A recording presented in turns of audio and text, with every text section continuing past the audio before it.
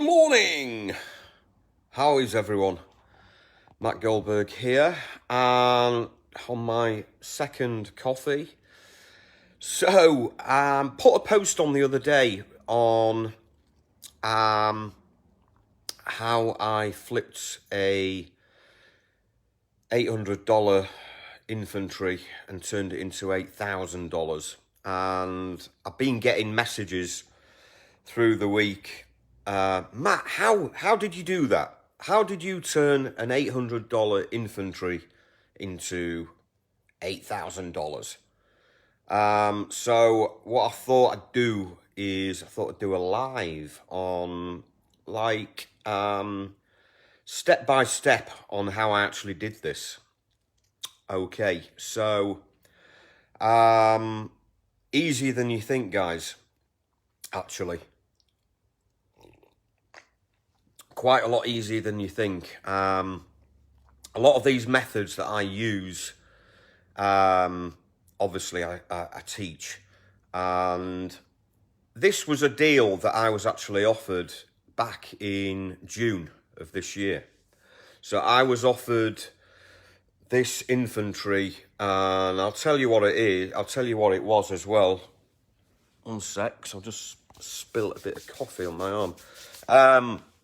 So I was offered an inventory of some chemicals in back in June, and it was a company in Italy actually that offered me this inventory of chemicals. Now, this specific category of chemicals, no one really goes looking for this type of inventory. Like, I'm operating a lot of the time away from that, what I call Red Sea, Red Sea saturated marketplace where everyone's looking for,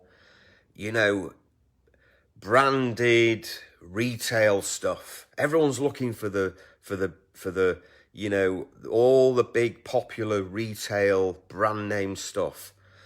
I don't go where the crowd goes. I don't really. It's a nice cup of coffee, my friend Pamir. How you doing? And I drink Lavazza coffee brand, which I love, with cream, coffee and cream. If you've not had coffee and cream, oh, I love it. So, I like this marketplace of chemicals because it's very unsaturated. Not a lot of people go looking for surplus chemicals. The reason why a lot of people don't go looking for surplus chemicals is because people don't know much about the chemical industry.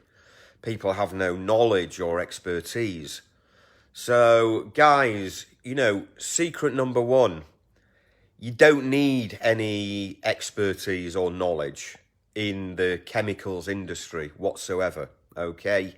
You don't need any knowledge or expertise to buy and sell chemicals, okay? And the reason why is because the buyers that we are putting these deals in front of, these buyers that we offer these chemicals to, they are the experts. They are the ones that have the knowledge.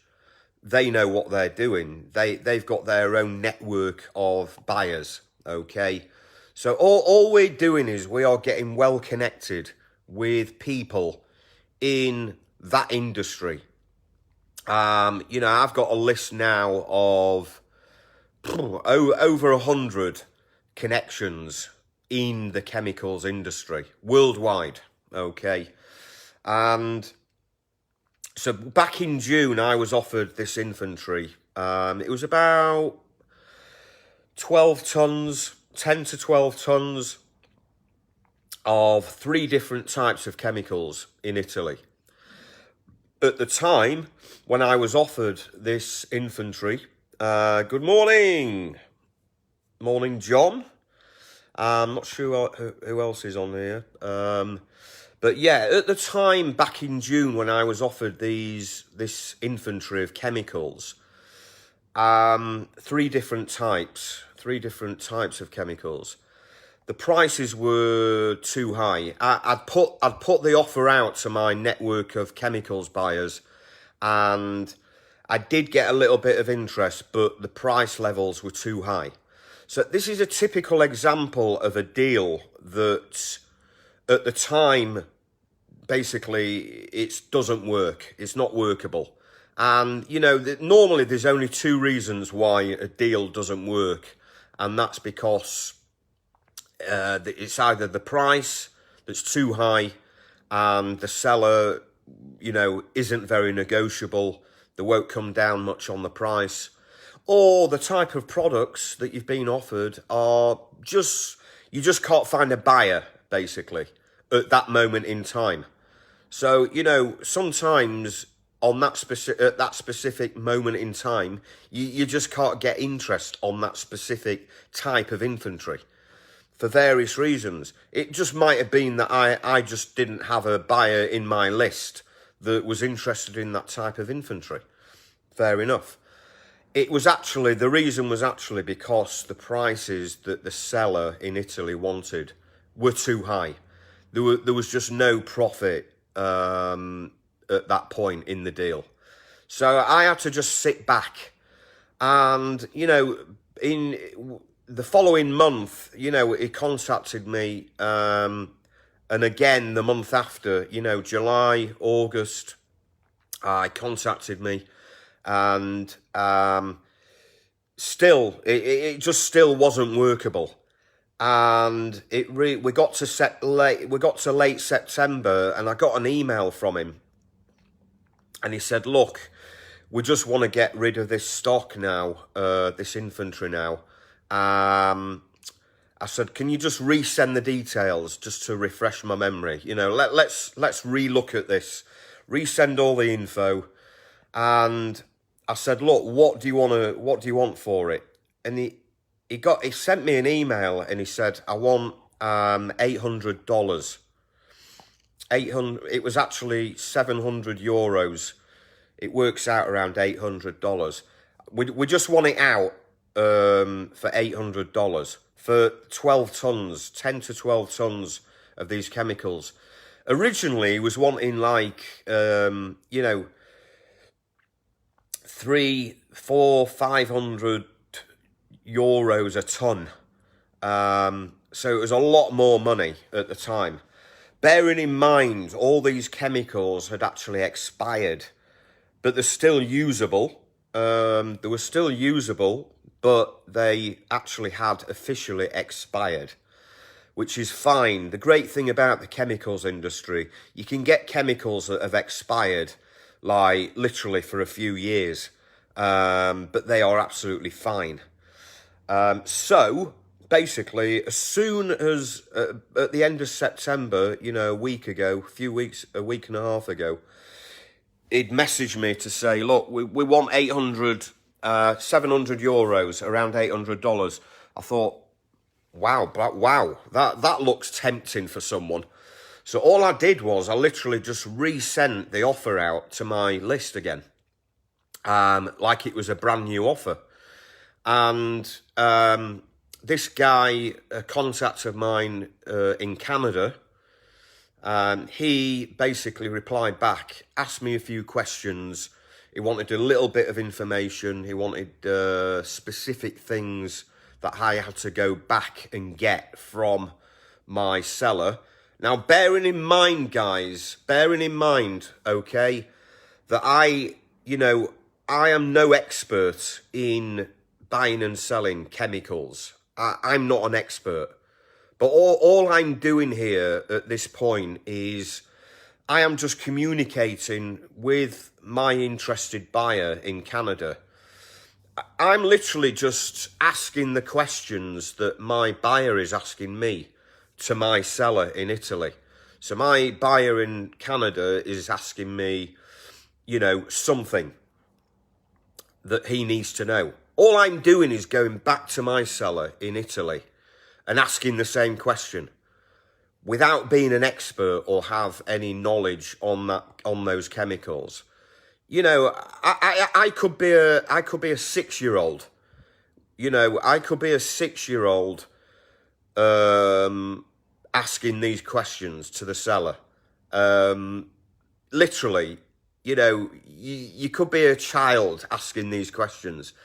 So all I'm doing is I'm just asking what my guy in Canada is asking me, and I'm getting the answers back from my seller in Italy. That's all I'm doing. I'm the guy in the middle turning the wheels in this deal. I'm the guy in the middle that is basically getting these wheels in motion.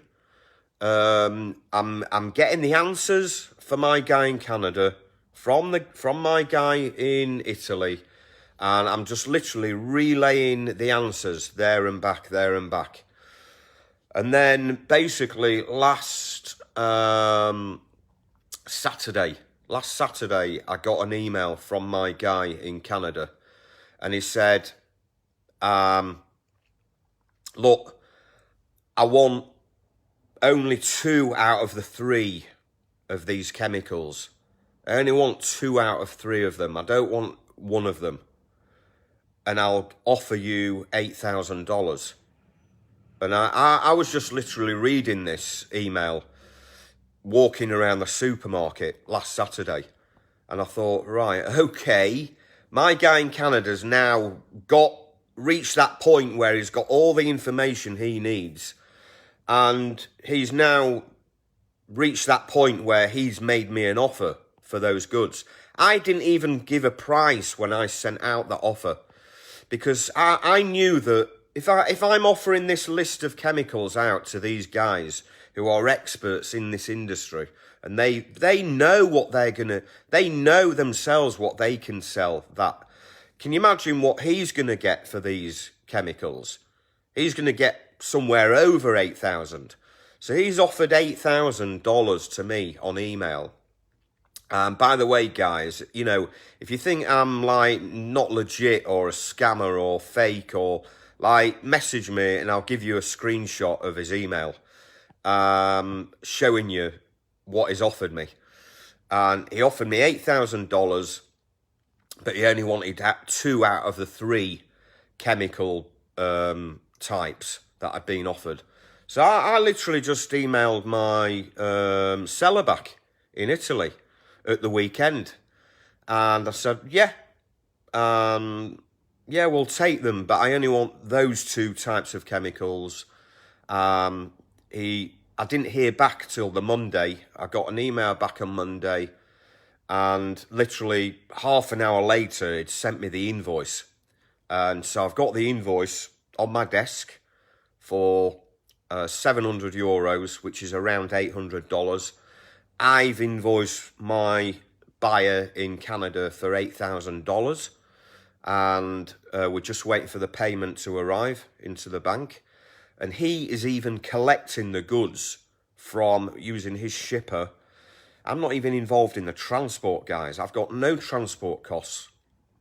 And so basically, the goods have cost me $800, and I've turned it into $8,000. So there's going to be $7,200 profit in the end.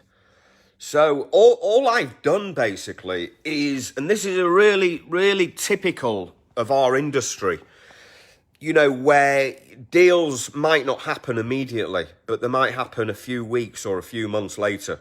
Very normal in our game. But you just got to keep on top of those old deals. This is what I teach. You got to keep contacting these firms where a deal didn't happen back then, a few months ago. However, you know, I checked back, and I'd actually emailed this list of chemicals companies in June. And he'd offered me some inventory in June. So June, July, August, September. So 4 months later that That's 4 months later that I've resurrected that deal. So that's why you should always go back on deals that never happened, because quite a few of them happen a few months down the line. That's just very typical of our business. And the reason that they happen is because the seller, a few months down the line, hasn't got rid of that stock. So the prices come down. So all you're doing basically is literally resending that offer to your list, or my list. If you're in my program, your offers can be put in front of my network of buyers. That's what we can do. We can revisit your offer from a few months ago. We can put that offer back in front of the list of buyers again. And what happens is basically the seller is a lot of these sellers at the time they offer you the stock, sometimes they are just unrealistic on the price. But several months later, and they've paid a fortune in storage costs, and they're still sitting on that stock. That's the biggest problem, that a few months later, they're still sitting on that stock in their warehouse. And they're obviously having meetings in their company, and they're obviously thinking, right, let's just get rid of that stock. Let's just wash our hands of that stock. We don't want to keep looking at it. We'll make a loss, but it's gone. We've turned it into cash. We've got rid of it out of our storage, so it's not costing us any more money in storage.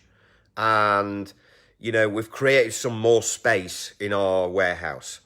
And, I couldn't actually believe that they'd really dropped that price, but that happens quite a lot.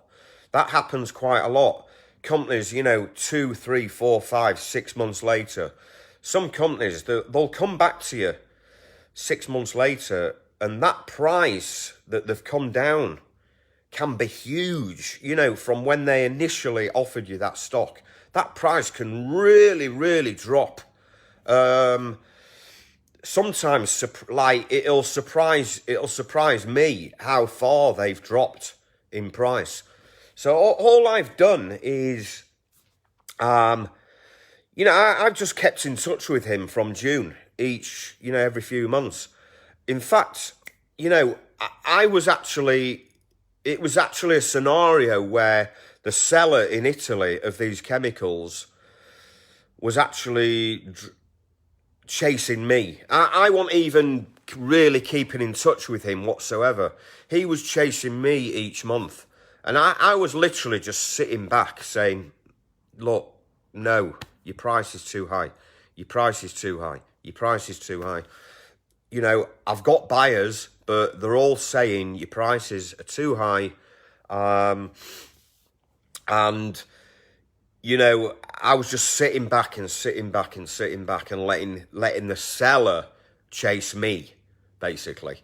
And, I'm sure they might have even had other contacts they were trying as well, but you'd be surprised. Sometimes these sellers, they don't have the contacts. They've got their regular buyers who buy their regular products, but they don't know guys like me who have got connections to sell it to. And obviously, this guy knew that I had the connections. He knew that I had the buyers to do a deal, but it had to come down to a sensible price level. The crazy thing was, he could have come back to me last week and said, I'm going to drop the price to $4,000, $4,000. And I would have still jumped at that, even $5,000. Once I knew my buyer in Canada was prepared to offer me $8,000, I would have gone to $4,000 or $5,000 to do a deal and make $2,000 or $3,000. Of course, a profit's a profit. I couldn't believe that it came back at $800, you know, and I jumped on it like that, jumped on it, got the offer straight out to my list of chemicals buyers, and, you know, I've got 3 or 4 replies, and some of them were asking me what price. This was the only guy that actually came back and made an offer, which is great. That's always a great scenario when the buyer comes back and makes an offer, because you know that you can work from that. You can work from that offer. So as soon as I got that offer of $8,000, I just jumped on it. Went straight back to the seller in Italy. Yeah, we'll do a deal at €700, around $800. Got all the paperwork agreed immediately, and done deal. But although it took 4 months of just sitting back and waiting, it was worth it. It was worth it. And when you've got a lot of these going on through the year, that's great.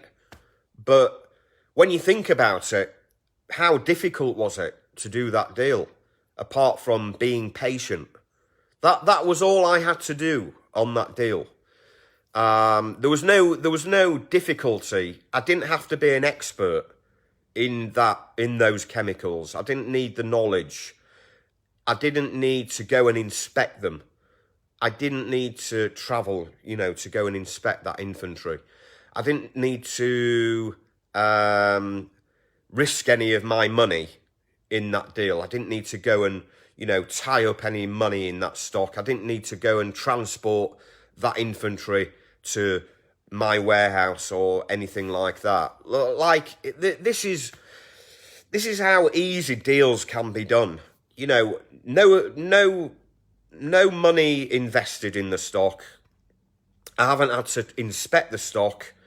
I didn't need any knowledge or expertise in those chemicals. Great example of a deal that can be done in some inventory that you've got no knowledge or expertise on. Like, everyone's busy fucking around with these pallets of, you know, liquidation returns, but I'm busy playing my little game of buying and selling things that no one's looking for, industries that are very untapped. You know, I'm not chasing a lot of brand name stuff. I'm not chasing, you know, all these typical product categories that a lot of people are chasing. By the way, I'm not saying anything's wrong with that, because, yeah, it's great if you can go find some, you know, brand name retail stuff. Fantastic. But I'm hitting these markets where they're very unsaturated, guys. And the great thing is that I've got the connections that will buy these types of products. So I'm not worried at all about being offered really obscure things that I've got no idea what they are, or like I don't know a thing about chemical. Like, probably after a few years now, I've built up a little bit of knowledge on that industry and what to ask for and things to look out for and that type of thing. But I'm not an expert. You know, I've just made $7,200 on some chemicals. Like, people will look at me and people will look and think, Matt, that now that's tricky. You're a clever guy doing that. That's very tricky. But I can assure you, anyone can do that. Anyone can do it, especially when you've got the buyer connections. So I've got the buyer connections. I know that if I can find the right deal on some chemicals, I know I've got a buyer for them. The buyers are already there lined up to validate that offer. They're all there ready and waiting for whenever I get offered some chemicals. And they are the experts that are asking me the questions. And I just ask those same questions to my seller. So I'm just the guy in the middle, brokering that deal with no knowledge or expertise on that stock. And you can do that with any industry whatsoever. Any industry. You know, construction materials, textiles, you know, parts, components that go into manufacturing. Things that go into manufacturing. Things that you don't have any knowledge on. Don't ever assume that you can't buy and sell those types of goods just because you don't know anything about them. Because I'm doing deals through the year on a lot of products that I haven't got a clue what they are. Like, I haven't got a clue what they are. You know, I've done deals with students, some of my students, and I haven't got a clue what that product is. Not a sausage. But I've put that out to people. I've put that out to buyers who, they are the ones with the knowledge on that product. They know what it's worth for them and their customers. That's all I need to know. All I need to know is that my buyers know that product. And they know the price. They know what that product's all about, you know?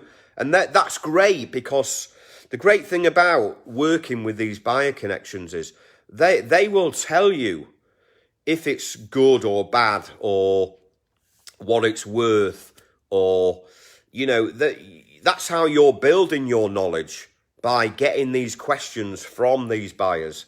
They will tell you if it's good or bad, if it's, you know, if it's a waste of time, or, you know, it's not worth much at the moment, or, you know, the price is too high, or they are giving you that knowledge that you can build yourself.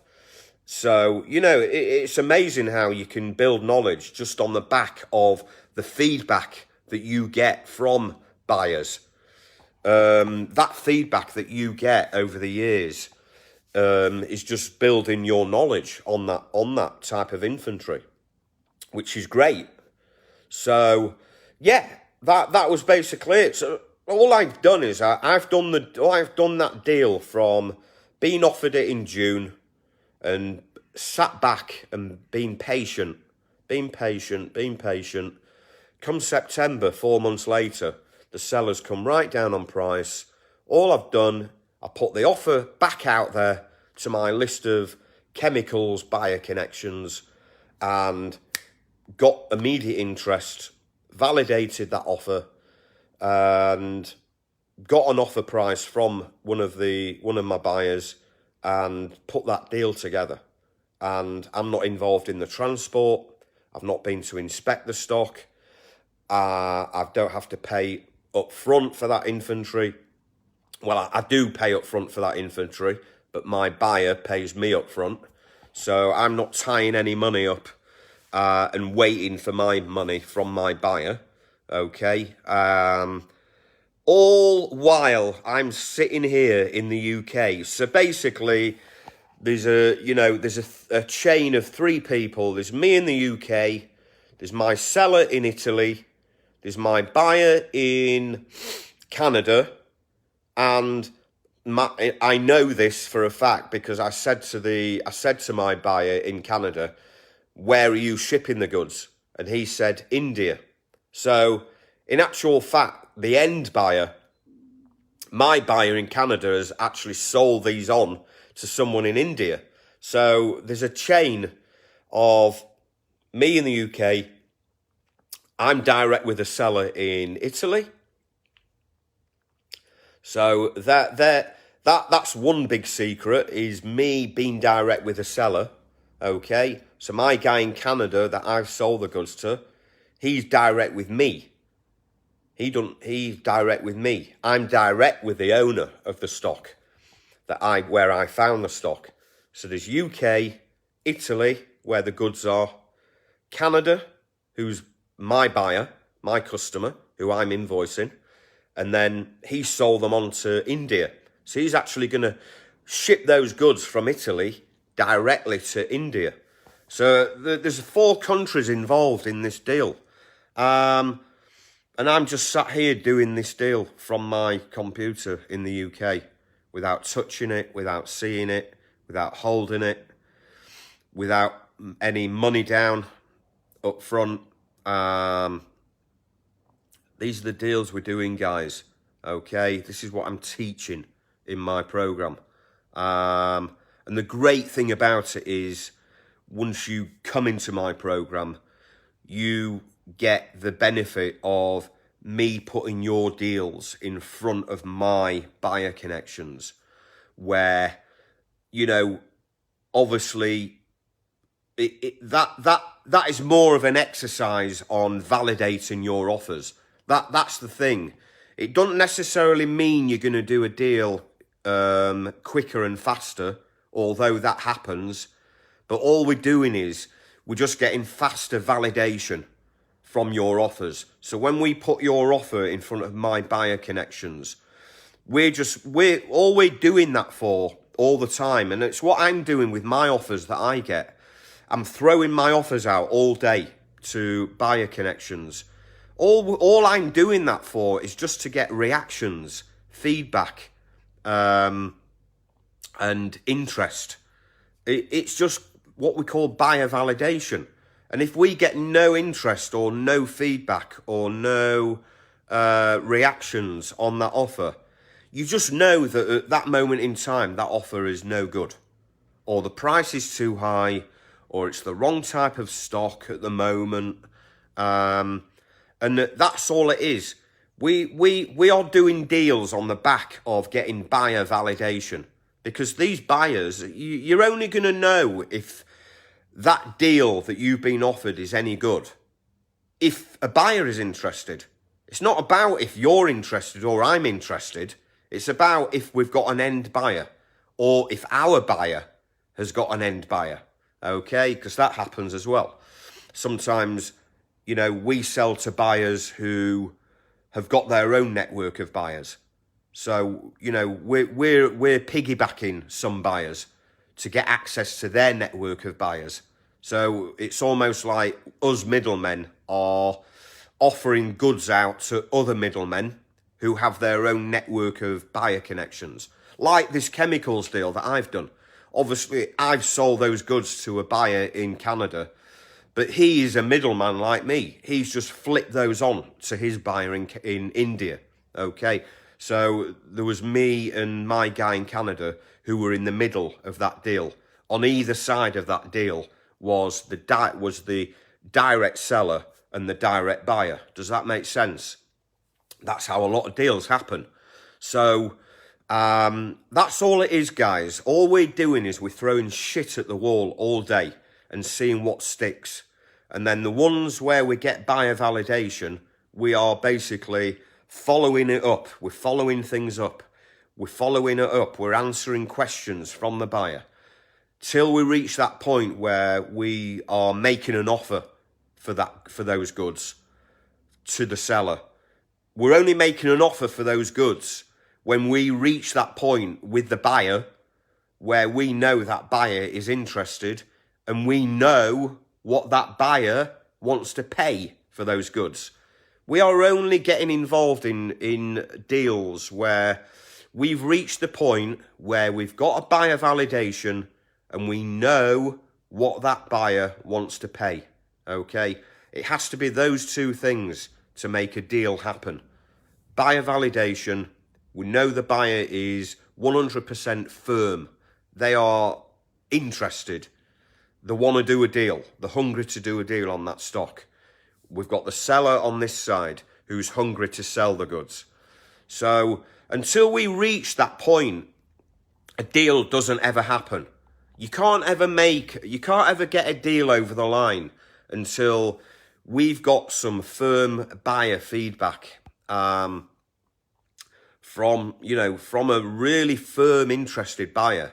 And we know we've got a good idea what that buyer wants to pay.